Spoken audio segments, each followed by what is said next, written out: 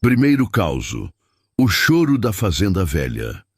Em Formiga, Minas Gerais, no ano de 1959, morava Sebastião, homem de negócio que trabalhava na cidade grande, mas que tinha acabado de herdar uma fazenda velha do tio Gumercindo, que tinha morrido sem deixar filho nem parente próximo. A propriedade era grande, com casa de pedra velha e pesada, curral abandonado há anos e pasto tomado pelo mato alto, e Sebastião resolveu levar a esposa Zilda e os 2 filhos, Marcelo, de 12 anos, e Jussara, de 8, para passar uns dias lá e ver se valia a pena reformar ou se era melhor vender logo. Chegaram numa sexta de tarde, sol já caindo por trás da serra, e a casa estava com aquele cheiro de lugar fechado há muito tempo, mofo misturado com madeira velha e poeira acumulada. Zilda abriu a janela grande para arejar, Sebastião acendeu o lampião de querosene porque não tinha luz elétrica e as crianças saíram correndo animada para explorar o quintal cheio de fruta caída. A noite chegou rápido, como chega no interior, e a família jantou farinha com ovo e linguiça que tinham trazido, conversando sobre o que fazer com aquele lugar todo. Foi na primeira noite que começou. Todo mundo já estava deitado, silêncio pesado de fazenda longe de tudo, quando Sebastião ouviu. Era um choro baixinho, abafado, que parecia vir de dentro da casa mesmo. Ele levantou devagar para não acordar Zilda, que dormia profundo, pegou o lampião com cuidado e foi procurar de onde vinha o som. Andou pela sala grande, pela cozinha escura, pelos quartos vazios que cheiravam a mofo, mas quando chegava perto, o choro parava de repente. Ele voltou para o quarto, achando que era cansaço da viagem, mas o choro voltou de madrugada, dessa vez mais claro e desesperado, e junto vinha um barulho de passo arrastado no corredor de madeira e móvel pesado sendo empurrado devagar. Zilda acordou assustada com o barulho, agarrou no braço do marido com força. "Você está ouvindo isso, Sebastião? Que barulho é esse?" Ele acenou que sim, o coração batendo mais forte no peito. Os 2 ficaram quietos na escuridão, escutando com atenção. E foi quando ouviram voz de criança chorando também. Mais de uma, parecendo vir de longe, mas ao mesmo tempo de perto demais. Sebastião levantou de novo, dessa vez com Zilda atrás dele, segurando a barra do vestido. E quando abriram a porta pesada do quarto, viram uma cadeira de madeira no meio do corredor, que não estava ali antes de dormir. Eles se entreolharam sem entender nada, o medo subindo pela espinha. No dia seguinte, com a luz forte do sol entrando pelas frestas da janela, tudo parecia normal de novo. Sebastião achou que podia ter sido vento entrando pelas frestas ou bicho do mato entrando na casa velha, mas Zilda não estava convencida de jeito nenhum. Ela limpou a casa inteira naquele dia com dedicação, varreu cada canto, passou pano molhado, organizou as coisas que estavam jogadas. Mas quando a noite chegou de novo, os barulhos voltaram, agora mais alto e insistente. Passo firme no andar de cima, porta batendo com força, e aquele choro de mulher que cortava a alma, desesperado, pedindo ajuda que ninguém conseguia dar. Sebastião resolveu perguntar para o vizinho mais próximo, seu Divino, que morava a uns 3 quilômetros dali. Quando chegou lá e falou sobre os barulhos, seu Divino fechou a cara na hora, desviou o olho para o chão. "Não sei de nada disso, moço. Melhor o senhor ir embora daquela fazenda e deixar ela quieta." Sebastião insistiu. Disse que precisava entender o que estava acontecendo, que a família dele estava com medo, mas o vizinho só balançou a cabeça devagar e entrou para dentro sem falar mais nada. Frustrado e preocupado, Sebastião foi até a delegacia de Formiga pequena, com 2 cadeiras de madeira e uma mesa velha cheia de papel. O delegado era homem de meia idade chamado Agenor, que já conhecia todo mundo da região e as histórias do lugar. Quando Sebastião contou sobre a fazenda do tio Gumersindo e os barulhos que não paravam, o delegado suspirou fundo, tirou o chapéu da cabeça e falou com voz pesada, carregada de tristeza. Seu Sebastião, aquela fazenda carrega peso grande. Seu tio Gumersindo era homem difícil, temperamento ruim, e há muito tempo atrás ele fez coisa que não devia ter feito. Ele tinha uma empregada na fazenda, moça chamada Josefina, que cuidava da casa e morava lá com os 3 filhos pequenos. Um dia, Gumersindo acusou ela de ter roubado o dinheiro dele, quantia grande, coisa que ela jurou de joelhos que não fez, mas ele não quis ouvir explicação nenhuma. Ele expulsou ela e as crianças no meio da noite, sem deixar eles levar roupa nem comida, e mandou embora, debaixo de chuva forte. A mulher e os meninos andaram légua e légua na estrada de barro, encharcado até os ossos, e conta que os 3 meninos adoeceram de febre e morreram de pneumonia em poucos dias. Josefina enlouqueceu de dor e se jogou no rio. Sebastião sentiu o estômago apertar forte, e meu tio sabia disso tudo. O delegado assentiu devagar com tristeza. Sabia, sim. Ele ficou assombrado o resto da vida. Dizem que ele nunca mais dormiu direito depois disso, que passava as noites andando pela casa, ouvindo o choro que ele mesmo causou. O povo daqui acredita que a casa guarda essa tristeza toda, que as almas de Josefina e dos meninos ficaram presas lá esperando justiça, e que o remorso do seu tio também não encontrou descanso. Sebastião voltou para a fazenda com o peito pesado de dor. Ele contou tudo para Zilda, palavra por palavra, e os dois ficaram sem saber o que fazer. Naquela noite, os barulhos foram piores do que nunca. O choro da mulher era alto e desesperado, rasgando o silêncio, e as crianças choravam junto, chamando pela mãe com voz fina. Móvel se arrastava sozinho pelo chão, porta abria e fechava com força brutal, e Sebastião viu com os próprios olhos uma sombra fina passando pelo corredor, magra e curvada, parecendo carregar peso que não conseguia largar. Ele respirou fundo, juntou toda a coragem que tinha e falou alto para o vazio da casa. Josefina, eu sei o que aconteceu com você e com seus filhos. Eu sei que meu tio Gumersindo fez coisa terrível, que ele expulsou vocês sem ter piedade nenhuma, e que por causa disso você e os meninos sofreram demais. Eu não posso mudar o que ele fez, mas eu quero que você saiba que eu peço perdão em nome dele. Ele errou, ele foi injusto e cruel, e eu sei que ele carregou essa culpa até morrer. Por favor, descanse agora. Você e seus filhos merecem paz de verdade. O silêncio que veio depois foi diferente de qualquer silêncio que Sebastião já tinha ouvido. Não era silêncio vazio e pesado, era silêncio cheio de alívio, como se a casa inteira tivesse soltado um suspiro longo que estava preso há anos. O choro parou de uma hora para outra. Os passos pararam. O vento que entrava pelas frestas pareceu mais leve, e pela primeira vez, desde que tinham chegado, a casa pareceu em paz. Sebastião e Zilda dormiram a noite inteira sem ser perturbado por nada.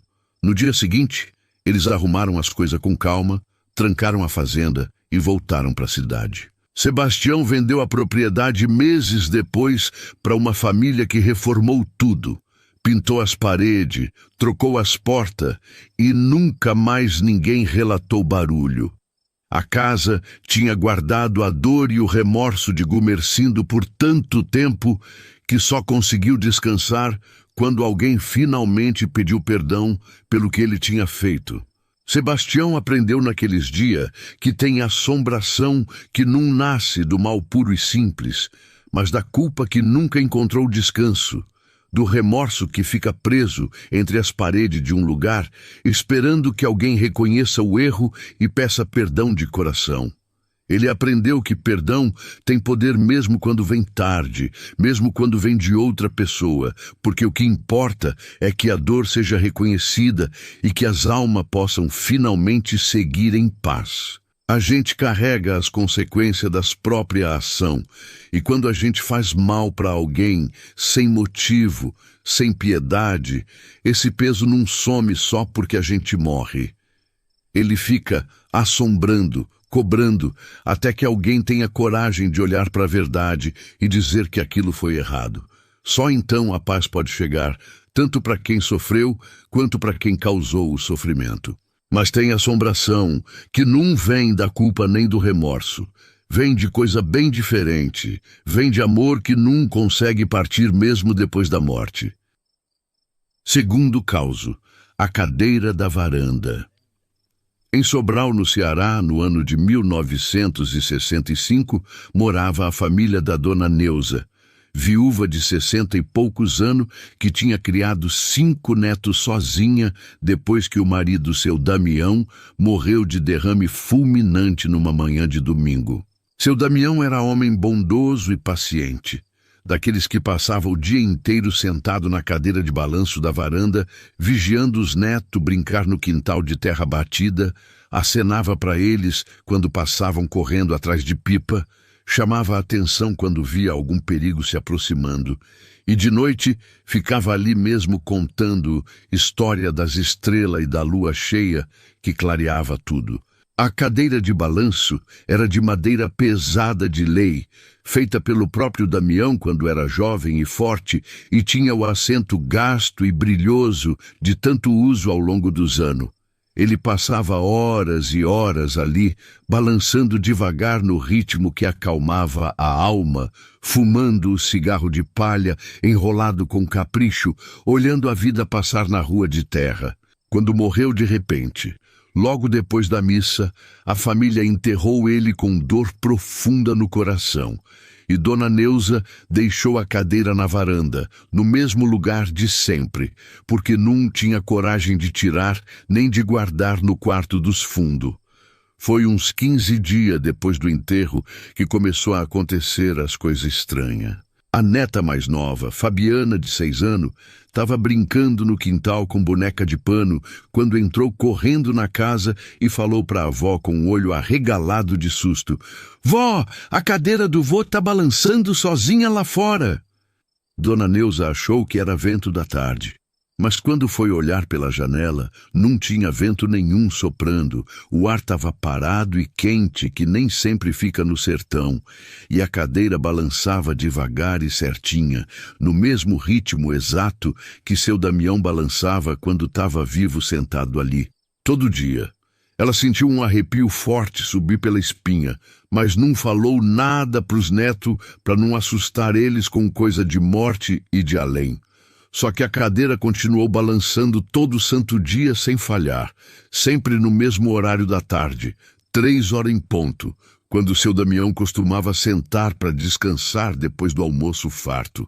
Dona Neuza ficava na janela da sala, olhando com o coração apertado de saudade, e via a cadeira se mover sozinha, para frente e para trás, devagar e constante, como se tivesse alguém de verdade sentado ali fumando e vigiando o movimento da rua.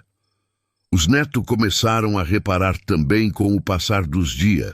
Robertinho, o mais velho de 12 anos, falou uma tarde: "Vó, o vô tá sentando na cadeira de novo, né?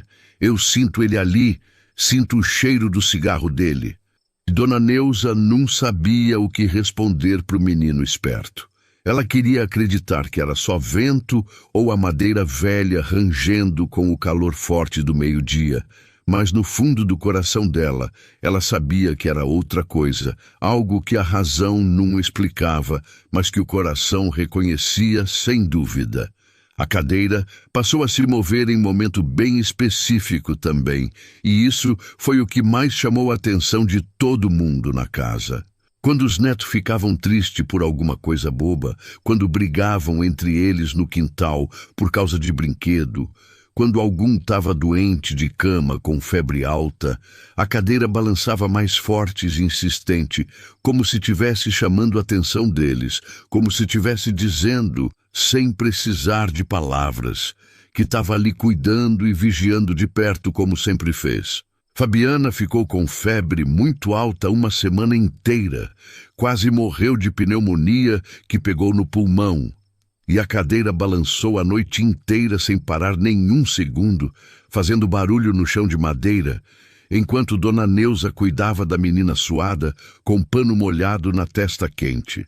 Quando a febre finalmente baixou de manhã cedo e a menina abriu os olhos, a cadeira parou de balançar de uma hora para outra e ficou quieta e em paz, como se tivesse visto que o perigo tinha passado. Dona Neuza começou a entender aos poucos o que estava acontecendo ali.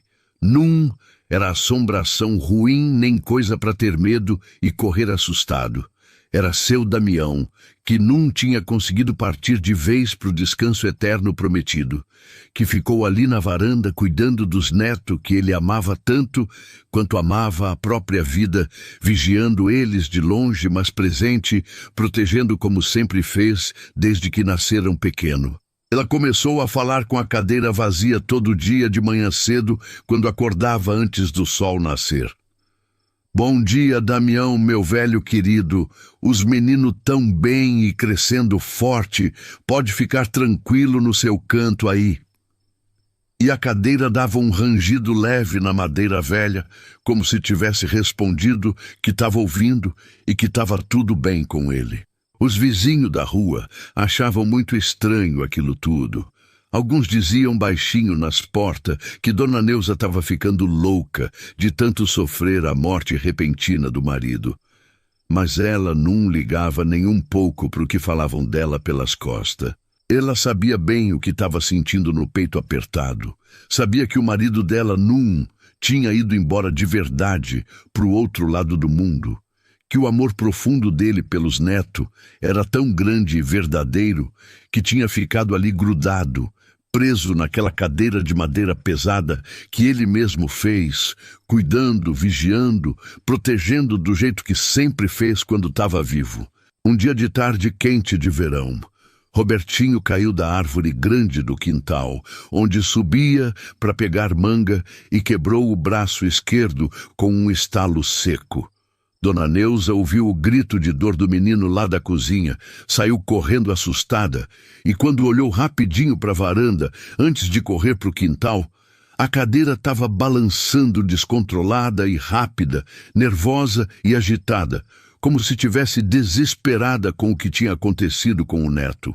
Ela levou o menino correndo para o hospital pequeno da cidade, e quando voltaram horas depois, com o braço todo engessado, a cadeira estava balançando de novo, mas devagar e calma dessa vez, como se tivesse visto que o menino estava bem tratado e tivesse ficado aliviada com a situação resolvida.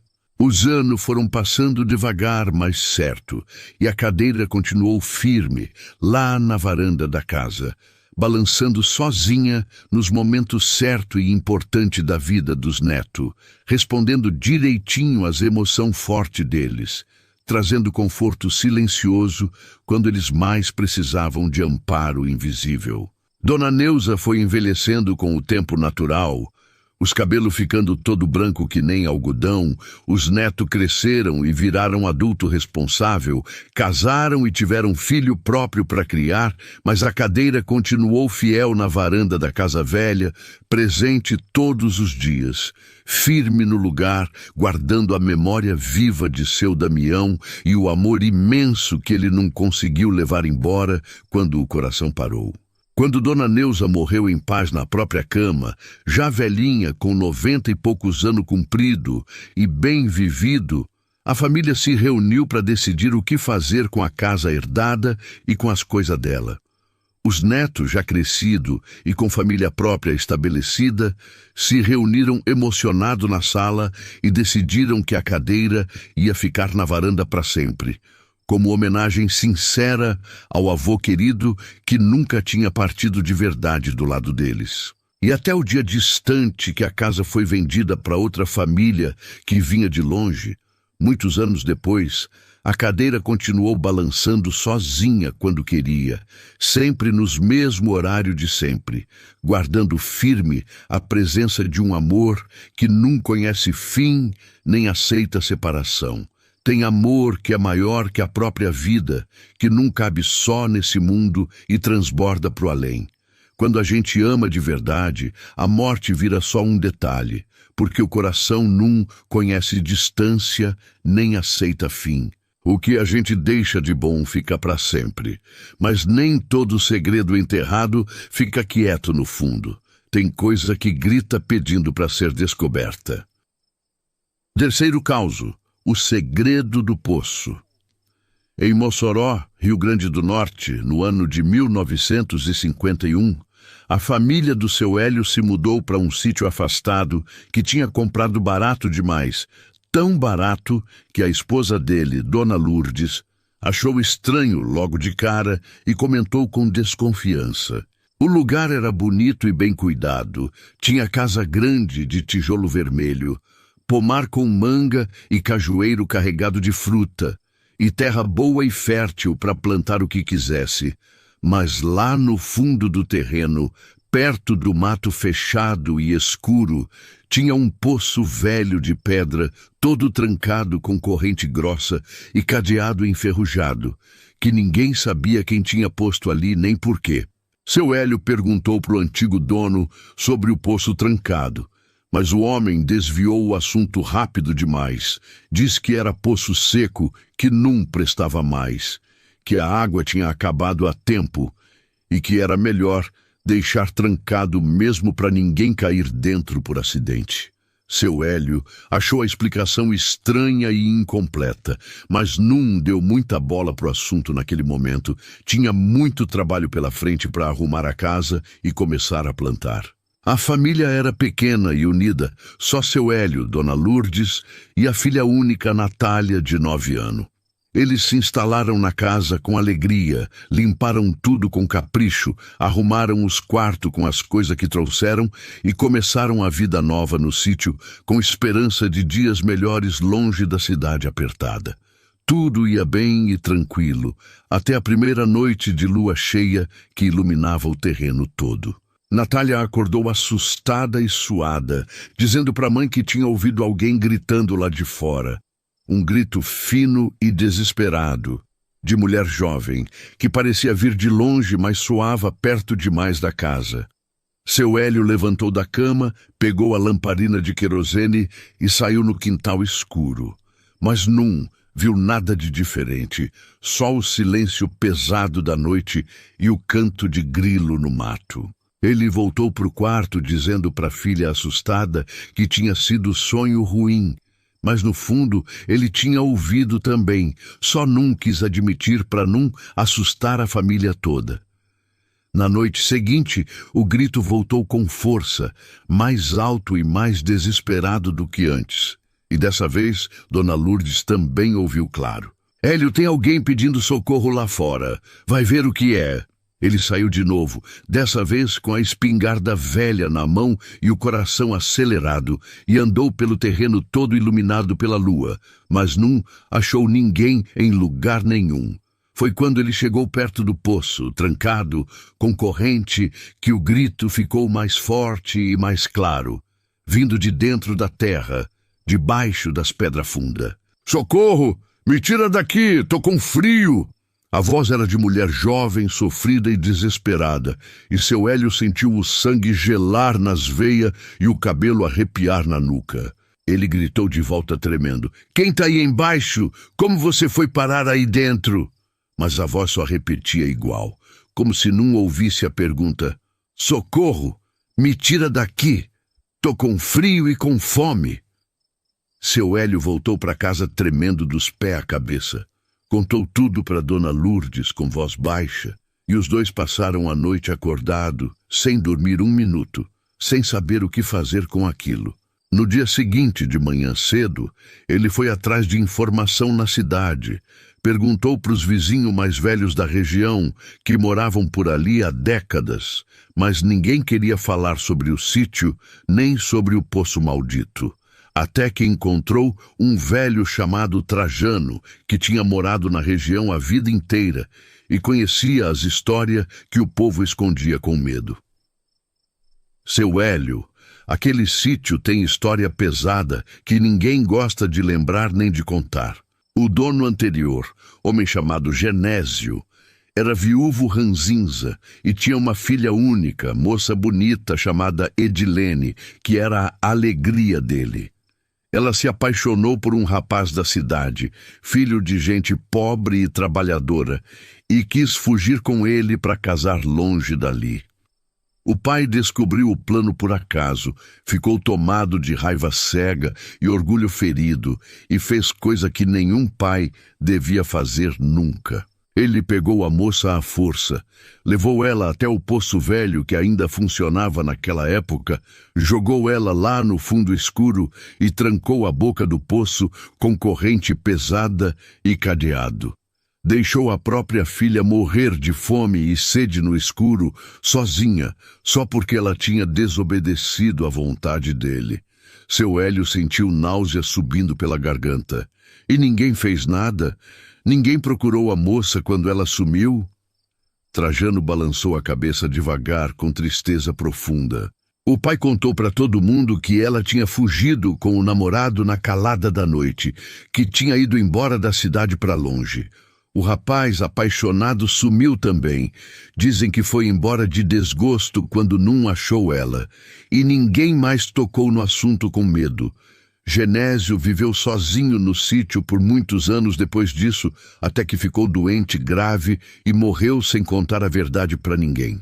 O poço ficou trancado desde então com o segredo, e a alma da Edilene ficou presa lá no fundo, gritando, pedindo para ser tirada e enterrada com dignidade. Seu Hélio voltou para o sítio decidido e com raiva no peito. Ele chamou 2 homens de confiança da cidade, pegou ferramenta pesada e foi até o poço com determinação. A corrente estava tão velha e enferrujada que precisou de força bruta e marreta para quebrar o cadeado que resistia. Quando finalmente conseguiram abrir a tampa de madeira podre e pesada, o cheiro que subiu era de morte esquecida, de coisa enterrada há muito tempo sem piedade. Seu Hélio acendeu uma tocha de pano embebido em querosene e jogou lá dentro para iluminar o fundo.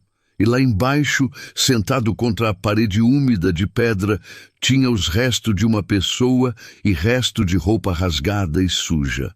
Eles desceram com corda grossa e cuidado no movimento. Pegaram os restos com respeito e coração apertado e trouxeram para cima com esforço. Seu Hélio mandou chamar o padre da cidade urgente, que veio benzendo e rezando o caminho todo. E eles enterraram Edilene no cemitério da cidade com cruz de madeira e tudo, dando a ela o descanso e a dignidade que tinha sido negado pelo próprio pai cruel.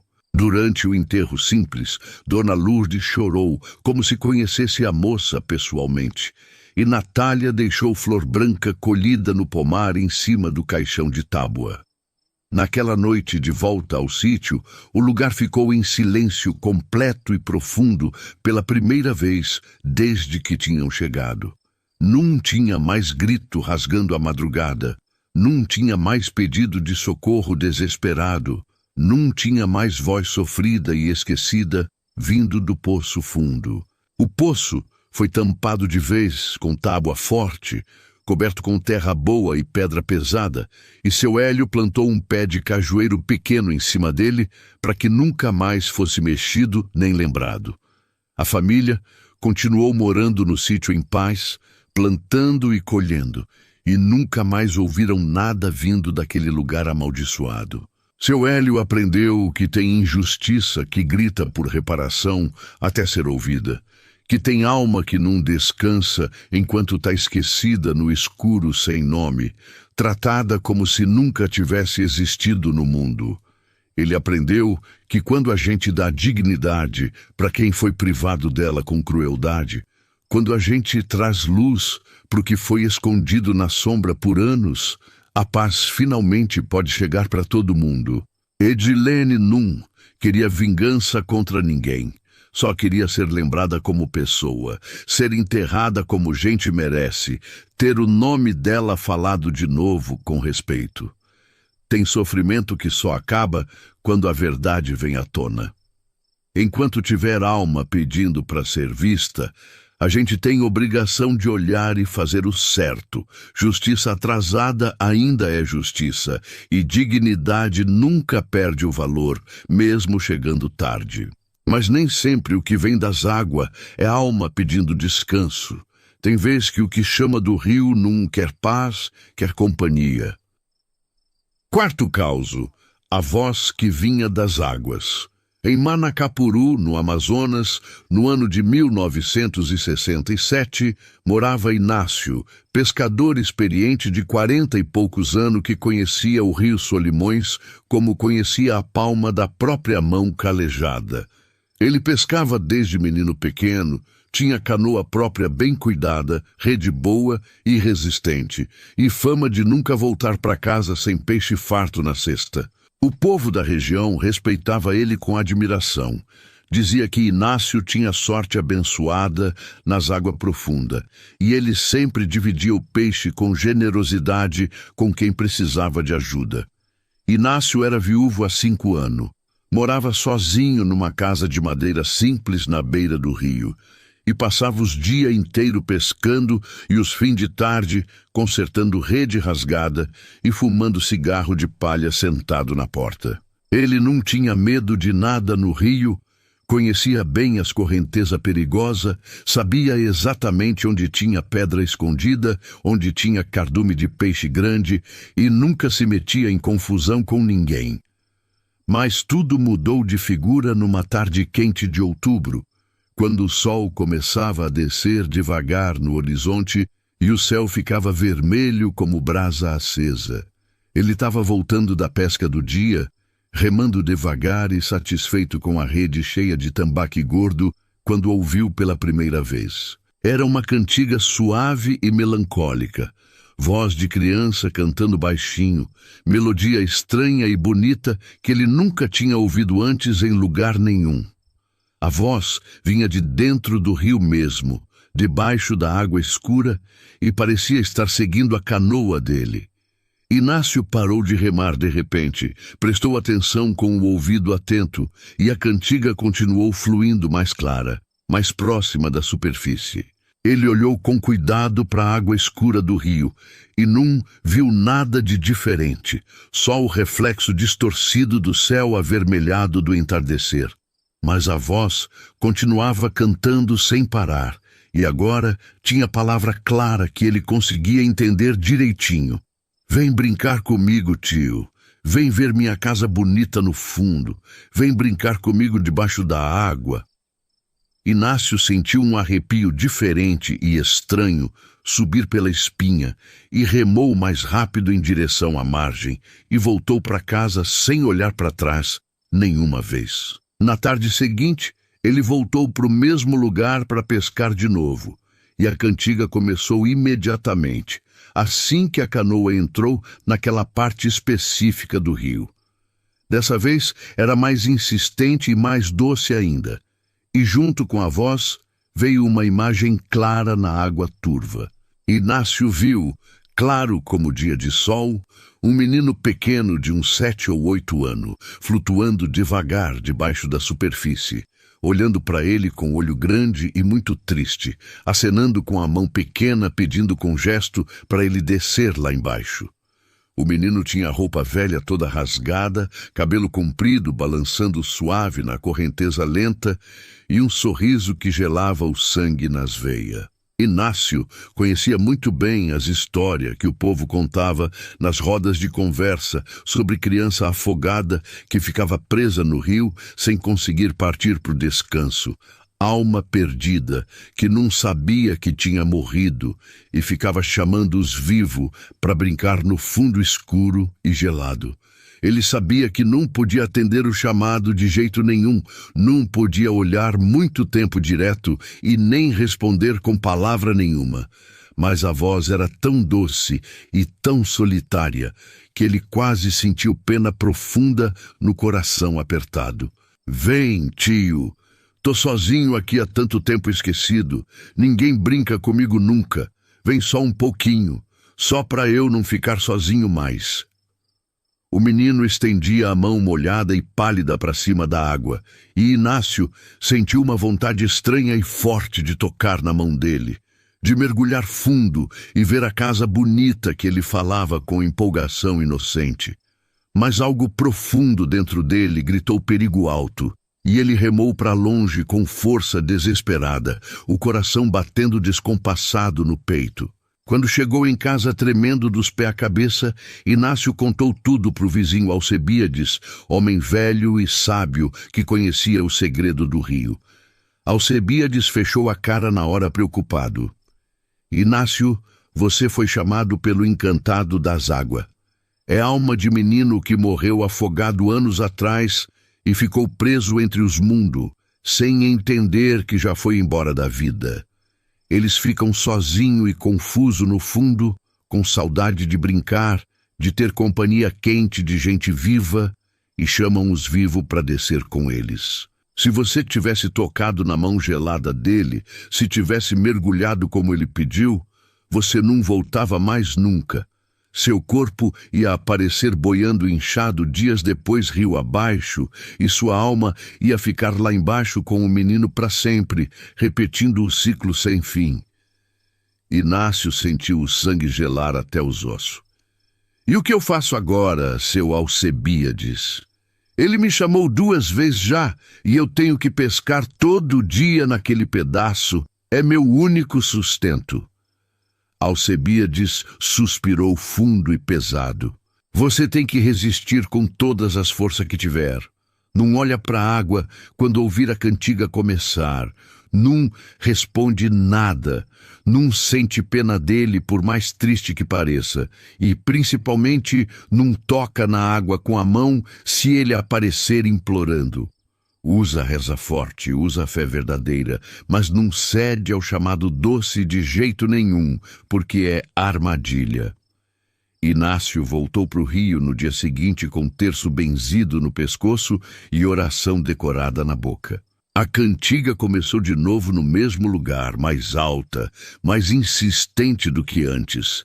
O menino apareceu na água, dessa vez mais perto da canoa, com o rosto encostado quase na superfície brilhante, olhando para ele com o olho que transbordava solidão funda e comprida. Por favor, tio, só um pouquinho de tempo. Tô tão sozinho aqui no escuro frio. Minha mãe não vem me buscar nunca. Ninguém me quer mais. Inácio apertou o terço com força até doer na mão, rezou baixinho com voz trêmula e virou o rosto com esforço. Mas a voz do menino mudou de repente. Ficou mais aguda e mais desesperada ainda. Você é igual aos outros que passam aqui. Ninguém quer brincar comigo. Todo mundo foge correndo. Eu só quero um amigo para não ficar sozinho nesse lugar. E a água começou a bater na canoa com força inexplicável, ondas grandes que não deviam existir no rio calmo daquela hora. E a canoa balançou perigosa de um lado para o outro, ameaçando virar. Inácio remou com toda a força que tinha no corpo cansado, suando frio pela testa, rezando alto sem parar, e conseguiu sair daquela parte amaldiçoada do rio. Quando olhou para trás, viu o menino na superfície da água, só a cabeça molhada de fora, chorando com soluço que partia o coração, gritando com raiva e desespero, batendo na água com as mãos com força e tristeza misturada. E depois ele afundou devagar, sumindo na escuridão profunda do rio, deixando só bolha pequena subindo e estourando na superfície calma. Inácio não pescou naquela área nunca mais na vida. Ele mudou de lugar completamente, foi para outra parte bem distante do rio e nunca mais ouviu a cantiga estranha e doce. Mas ele sabia no coração que o menino ainda estava lá no fundo, esperando sozinho e confuso, chamando outros pescadores desavisados, outras pessoas inocentes que passavam de canoa. Ele contou a história para o povo da vila inteira, avisou os pescadores mais novos com seriedade. Disse para não atender chamado de criança no rio. e nem olhar muito tempo para a água quando ouvisse cantiga estranha vindo debaixo das correntezas. Alguns acreditaram na palavra dele com respeito, outros riram dele abertamente, disseram que era imaginação de velho cansado e solitário. Mas Inácio sabia bem o que tinha visto com os próprios olhos, o que tinha ouvido com os próprios ouvidos, e sabia que tinha escapado por pouco de virar mais uma alma presa no fundo escuro dos Solimões para sempre. Nem todo chamado doce traz coisa boa.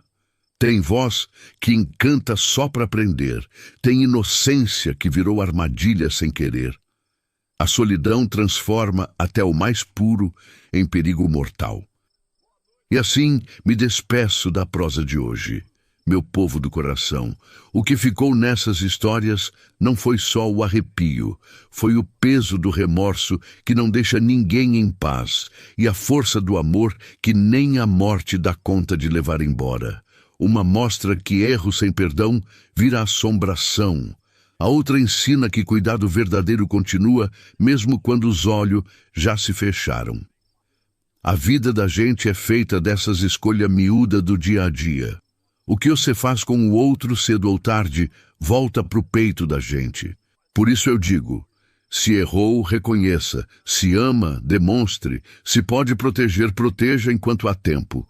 Palavra dita na hora certa evita dor comprida. Se essa prosa falou com seu coração, ativa o sininho para não perder nenhum causo novo, deixa seu like, se inscreve no canal e conta para mim nos comentários. De qual cidade você está vendo esses causos?